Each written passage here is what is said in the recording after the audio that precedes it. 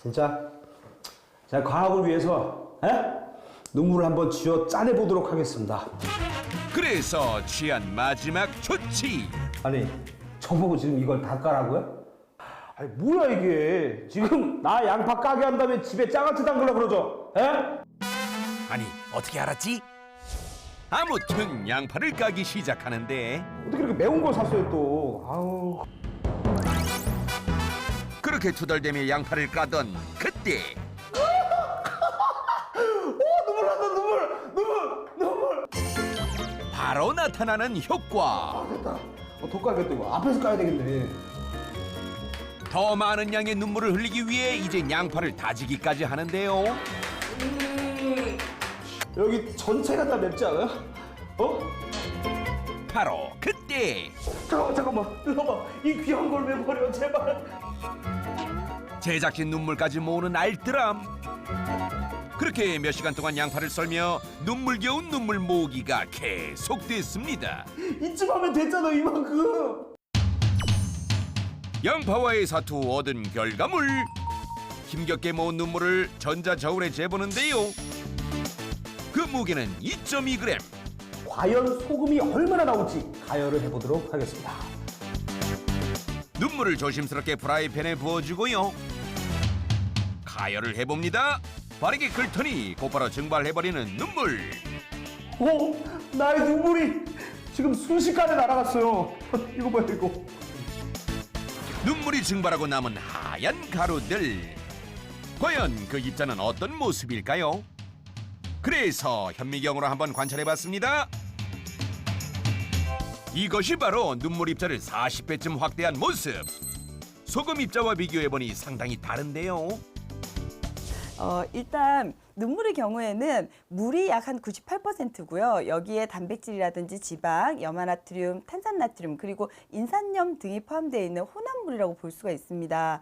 이제 소금 같은 경우에 염화나트륨은 정육면체의 결정이 정확하게 나타나거든요. 그런데 눈물에도 염화나트륨이 많이 들어있긴 하지만 표피세포라든지 피지 등과 같이 엉겨서 있는 것을 볼 수가 있습니다. 그런데 영국의 한 상점에서는 이 눈물 소금을 판매하기도 한답니다. 그러면 혹시 먹어도 되나요? 뭐 피디님이 드시겠다고 하시면은 뭐 제가 굳이 말리지는 않겠지만 저는 먹고 싶지 않습니다. 유레카!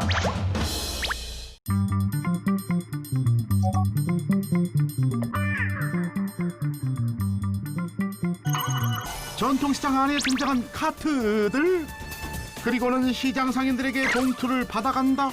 이들의 정체가 궁금한데. 잠시만요. 네. 지금 뭐 하시는 거예요? 왜요? 지금 물건 돈도 안 되고 받아가시잖아요. 이거요? 이거 지금 물건 픽업하고 있는 중이에요. 물건을 픽업한다고요? 여기는 전통시장인데요. 다른 시장이랑 다르게 이제 앱을 통해서요. 배달 상품을 주문을 해서 저희가 이제 배달을 해드리고 있습니다. 해당 앱을 실행해 보니 일반 배달 앱에서는 보기 힘든 해산물부터 건어물, 채소 등 다양한 물품을 주문할 수 있었는데요. 고객들이 앱으로 주문을 하면 동시에 시장 상인에게 알람이 울리고 그 즉시 빠르게 포장해 픽업 부대에 물품을 전달합니다. 상인들에게 전달받은 물건들은 꼼꼼하게 포장한 뒤 2시간 이내에 안전하게 배송된답니다. 배달 서비스를 통해 오랜만에 활기를 되찾았다는 시장. 현재 이 전통시장에서는 100여 개의 점포가 배달 서비스에 동참하고 있다고 합니다. 그런데 이때 시장 안 곳곳을 다니며 휴대폰에 뭔가를 적는 한 사람. 좀 가격 시세 변동된 거 있는지 확인 좀 하러 왔거든요. 은갈치가 작은 사이즈가 좀 단가가 좀 내려갔어요. 10,000원이었던 게 이제 8,000원으로 내려갔고. 8,000원을. 지금 하시는 건 뭐예요? 저희가 이제 아침마다 이제 청과나 수산, 정육 쪽은 이제 가격 변동이 있다 보니까 저희가 이제 매일 아침마다 방문을 해서 이제 시세를 좀 확인하고 가격을 변경해 드리고 있습니다. 매일 배달 서비스 전에 시장 내 가격 변동을 미리 체크해 앱에 기재한다는데요. 배달 서비스를 시작한 뒤 매출이 늘었다는 한 점포. 놀러와요 시장 사장님 놀장 주문이요. 따끈따끈함이 생명인 전은 붙이자마자 신속 정확하게 포장해서 카트맨에게 전달. 이후 대기 중이던 차량에 물건을 담고 상품을 기다리고 있을 주문자에게 지금 출발합니다. 저 수유시장 배달 왔습니다. 예, 안녕하세요. 예, 좋습니다. 이 배달 앱으로 장을 보고 있다는 김효진 주부. 식재료부터 간식까지 빠른 배송에 아주 만족하고 있다는데요. 맛있겠다. 따끈따끈하니 아직 식지 않은 저는 아이들한테 최고의 간식. 대형마트에서 이제 배달하는 거는 다음날 배송이 되는데 시장 앱은 2시간 안에 배송이 되니까 너무 편리한 것 같아요. 유레카!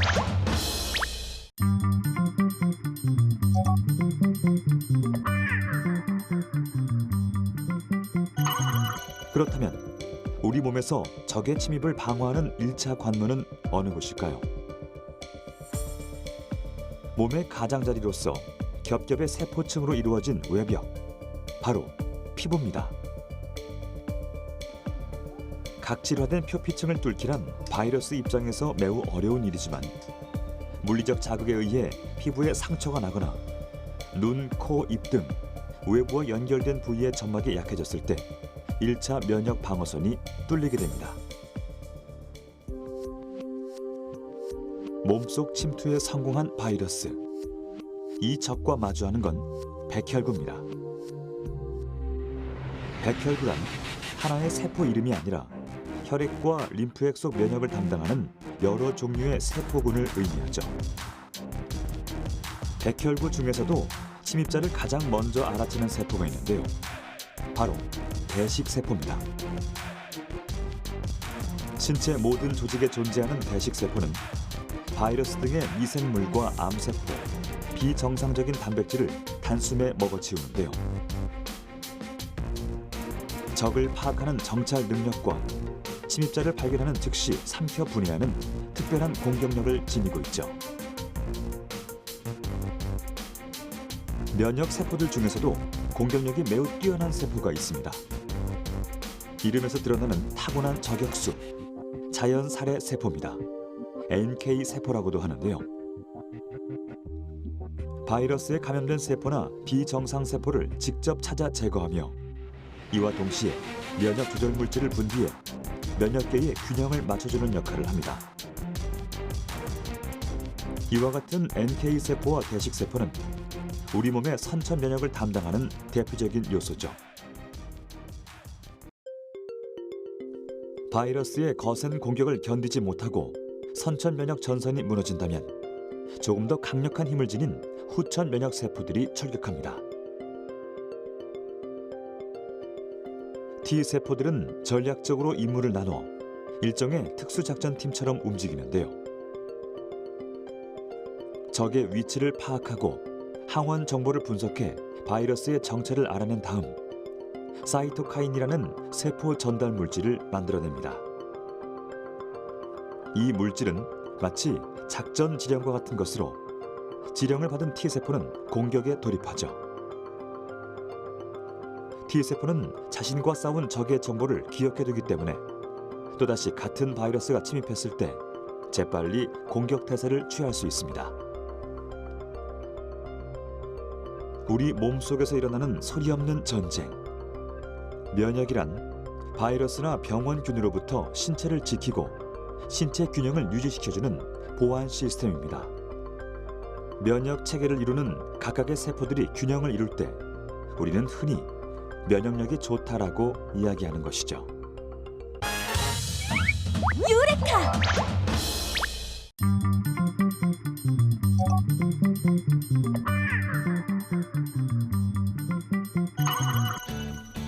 전 세계적으로 융합 교육이 유행 중인데요. 오늘은 식물과 코딩을 융합한 신교육법, 식물 융합 코딩 교육을 배울 예정입니다. 기존의 코딩 교육은 무생물을 소재로 한 교육이었다고 하면 플랜트이노는 생물을 소재로 하는 그런 새로운 개념의 코딩 교육입니다. 코딩과 식물 재배를 융합해서 컴퓨터적 사고력, 또 생명과학, 또 감성 교육을 동시에 진행할 수 있는 융합 교육이라고 할 수 있습니다. 식물 융합 코딩 교육은 부품을 조립해 직접 재배 시설을 만들고 코딩으로 식물 재배 시스템을 만드는 체험인데요. 여기 보이시는 이 교구는 아쿠아포닉스라고 합니다. 식물과 물고기를 동시에 키우는 그런 시스템인데요. 물고기가 만들어내는 배설물을 식물체가 영양분으로 사용을 하게 되고 그러면서 이 깨끗한 물이 이제 순환되는 그런 과정을 거치게 됩니다. 본격 체험을 위해 이동하는 아이들.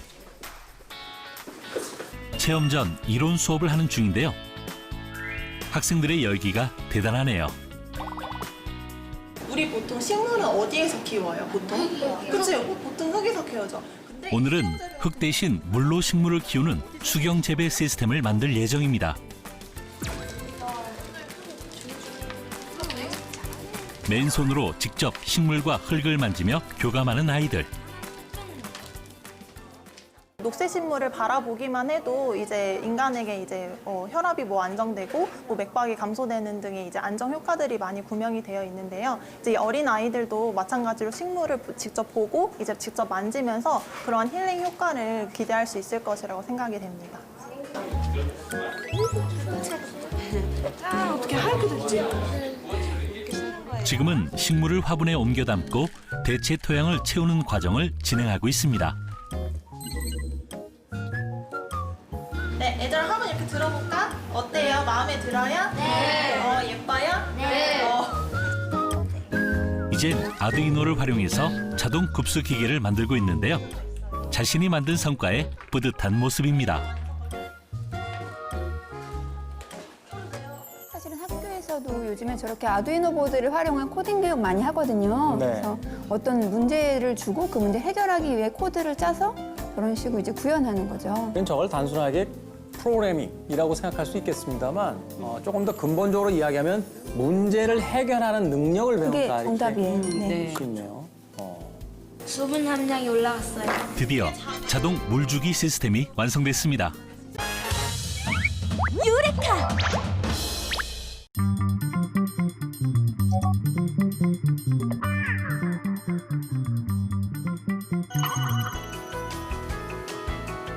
그 첫 번째 단계는 억새풀을 잘게 분쇄하는 것입니다.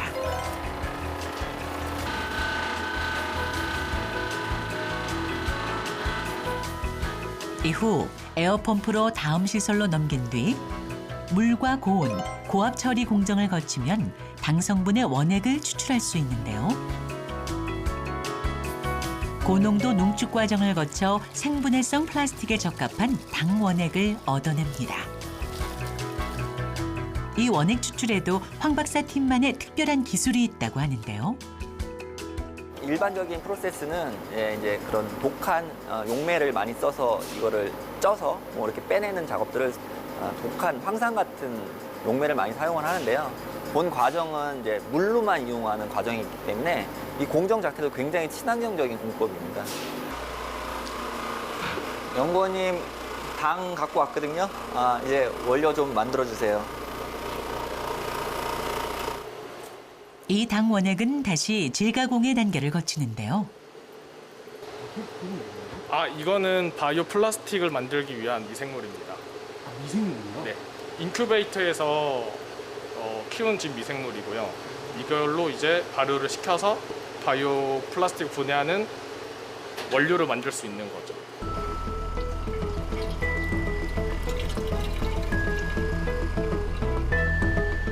억새에서 추출한 당 원액은 직접적인 생분해성 플라스틱의 원료가 아니라 미생물의 먹이를 위한 것인데요.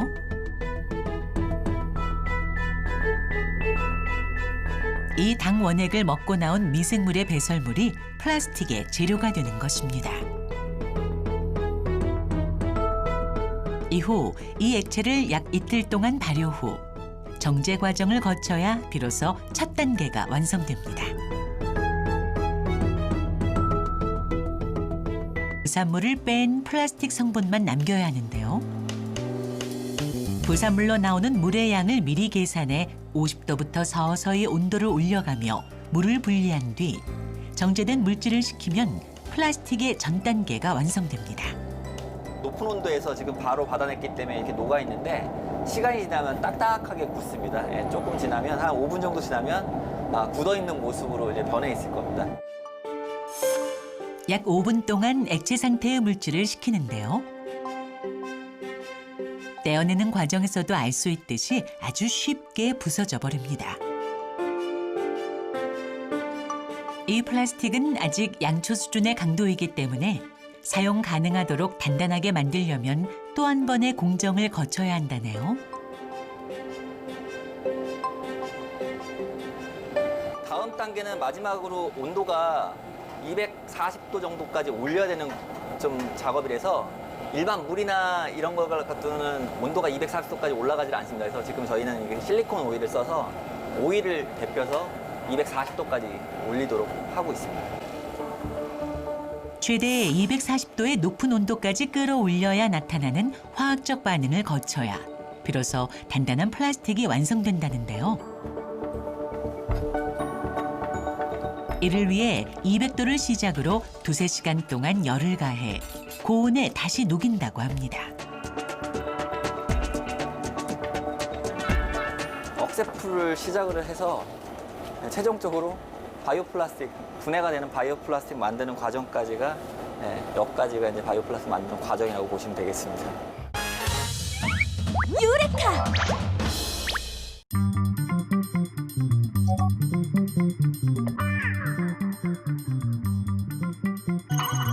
일반 의자랑 별로 달라 보이는 게 없는데요?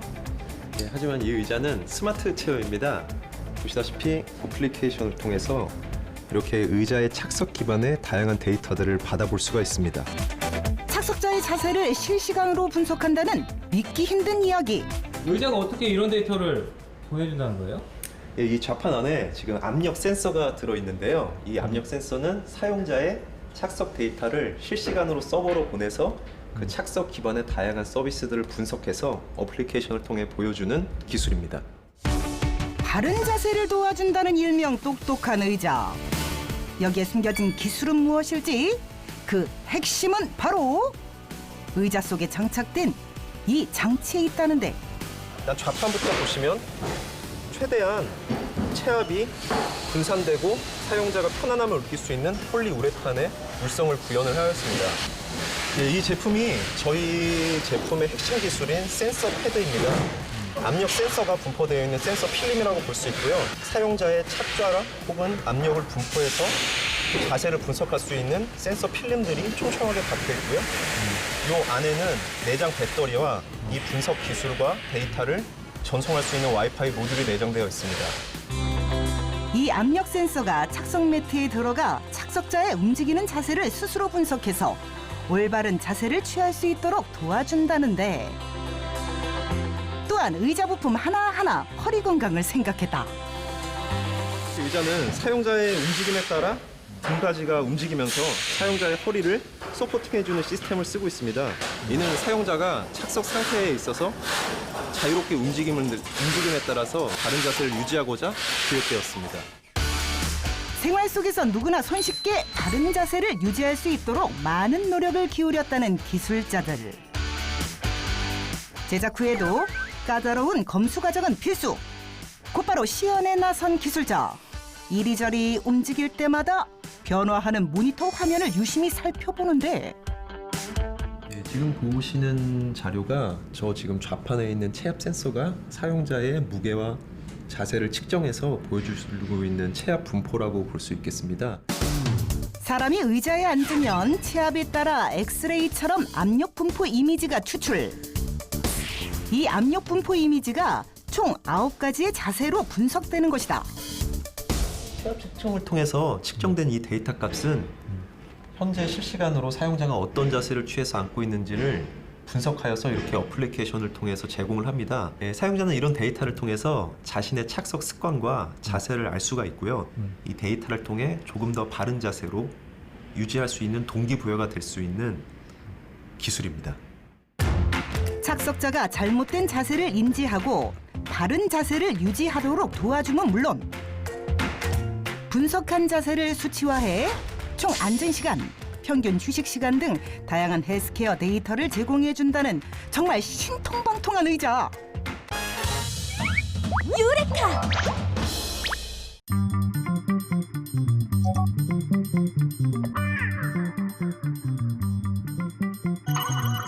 매운맛, 쓴맛, 단맛이 난다고 해서 삼채라고 불린다는 설이 있는데요.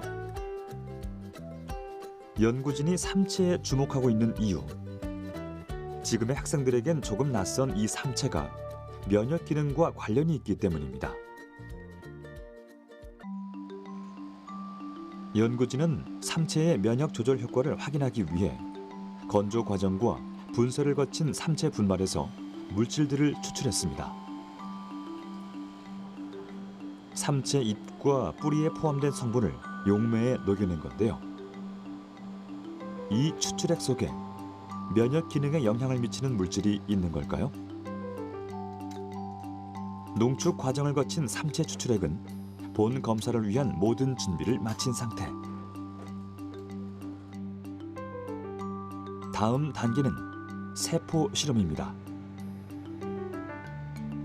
세포에 삼채 추출물을 처리하고 반응을 확인하려는 건데요. 배양해 놓은 대식 세포가 삼채 추출물과 만났을 때 활성화된다면 세포 내에선 어떤 변화가 일어난 겁니다. 그 변화를 나타내는 면역 지표에 따라 삼채 추출물이 면역 반응을 일으켰다라고 말할 수 있는 것이죠.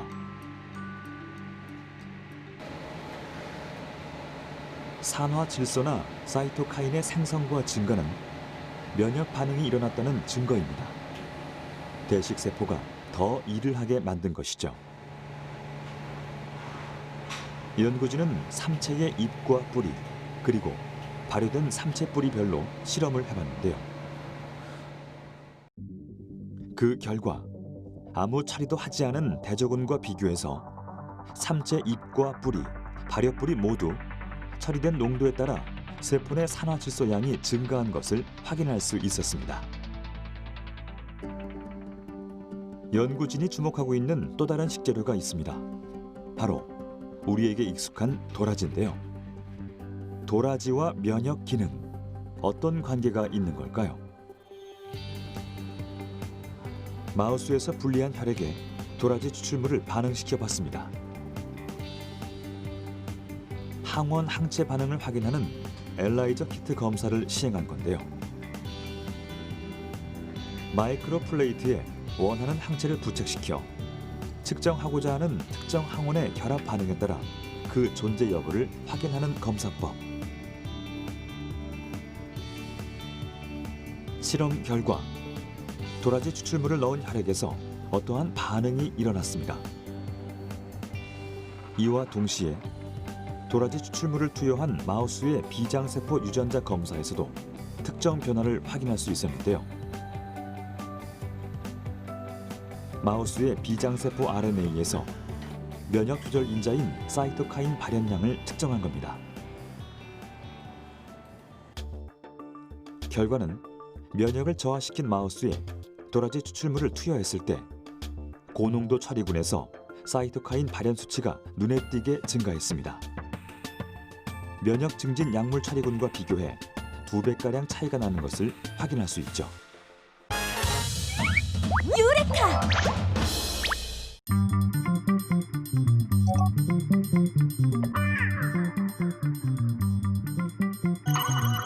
지금 뭐 하시는 거예요? 연료 첨가제 넣으려고요. 연료 첨가제요? 네. 연료 첨가제 왜 넣으세요? 저희 차가 지금 오늘 불합격을 맞아가지고 저희 연료 첨가제를 넣고 난 뒤에 다시 한번 테스트를 해보려고. 아니, 오래된 차에 고작 연료 첨가제를 넣는다고? 뭐가 달라질까 싶은데. 일단 연료 첨가제를 넣고 주행을 해보는 기술자. 약 2시간의 주행을 마친 뒤 아까와 똑같이 한 번 더 매연 측정을 해보는데 과연 측정 결과가 조금이라도 달라졌을지. 네, 이번에는 결과 잘 나왔습니까? 이번에는 아주 잘 나왔습니다. 아니 결과가 잘 나왔다고요? 이게 무슨 말이지? 부적합으로 나왔던 매연 측정 결과가 적합으로 바뀌어 있다. 짧은 시간에 매연 기준치 초과해서 매연 기준치 정상으로 합격 도장을 받게 해준 이유가 뭘까? 아니 이게 어떻게 된 거예요? 네, 이게 아까 차에는 저희가 개발한 천연 첨가제입니다. 매연을 최대 70% 감소시키는 핵심 기술이 들어 있습니다. 그 비밀을 파헤치기 위해 기술자를 따라간 곳. 이게 저희 미생물 만드는 핵심 원료입니다. 그런데 첨가제를 만드는데 들어가지 않을 것 같은 재료들. 여기 있는 천연 재료들과 염화제일철, 이소프로필 알코올, 요도 이 제품들을 잘 배합을 해서 미생물을 만들게 됩니다. 네? 미생물을 만든다고요? 시중에 판매 중인 연료 첨가제의 경우 계면 활성제를 포함해 엔진의 때를 제거하여 연비 향상 효과가 있지만 저희 기술은 천연 성분을 발효시켜 만든 미생물이 정제되지 않는 기름 덩어리를 분해하여 완전 연소를 통해 타고난 연비 향상과 매연 감소를 시키는 원리입니다.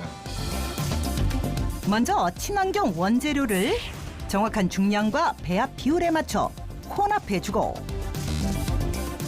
30도에서 50도의 온도를 유지하며 가열해준다.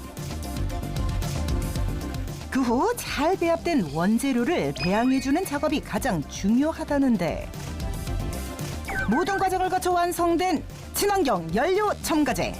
배양기에서 48시간 동안 배양을 시키면 천연 연료 첨가제가 탄생이 되는 것입니다. 보통의 연료 첨가제는 엔진 내의 불완전 연소로 인해 생긴 카본 찌꺼기를 청소해주는 역할을 해서 매연가스를 줄여주지만 기술자의 연료 첨가제는 미생물이 연료 안에 정제되지 않은 기름 덩어리에 흡착해 작은 입자로 분해해 완전 연소가 가능하게 만들어 매연을 획기적으로 줄여준다는 것. 매연 저감은 물론 연비 향상에도 도움을 주는 미생물. 이런 원리는 사실 기술자도 우연한 기회에 발견하게 됐다는데 개발한 미생물이 환경오염 개선에 도움을 준다는 사실을 안 뒤부터 다양한 친환경 사업 분야를 개척 중이라는 기술자. 그 성과는 이미 여러 곳에서 인정받고 있단다.